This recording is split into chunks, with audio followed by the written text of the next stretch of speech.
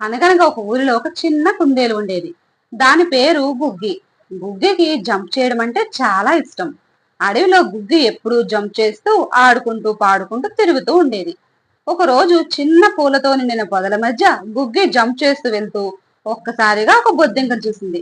ఆ బొద్దింక కూడా చిలిపిగా గుగ్గిని చూసి నవ్వి, నువ్వు జంప్ చేస్తావా, నేను కూడా జంప్ చేస్తాను చూడు అని చెప్పింది. వెంటనే గుగ్గి ఒక పెద్ద జంప్ చేసి చూపించింది. వెంటనే ఆ బొద్దింక కూడా చిన్నగా జంప్ చేసి నవ్వింది. ఇద్దరూ కలిసి మరిన్నిసార్లు జంప్ చేస్తూ ఆడుకుంటూ పాడుకుంటూ తిరిగారు. చివరికి అలసిపోయి పూల మధ్య కూర్చుని విశ్రాంతి తీసుకున్నారు. గుగ్గికి కొత్త స్నేహితుడు లభించినందుకు చాలా ఆనందంగా అనిపించింది.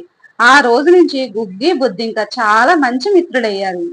మనుషులకే కాదు, జంతువులకైనా, పశువులకైనా, పక్షులకైనా, మరి ఏ ఇతర జంతువులకైనా స్నేహంలో లభించే ఆనందం మరి ఇంకెక్కడా లభించదు. ఫ్రెండ్స్, మీకు కనుక ఈ కథ నచ్చినట్లయితే ఒకసారి లైక్ చేసి మన ఛానల్ సబ్స్క్రైబ్ చేసుకోండి. Thank you so much.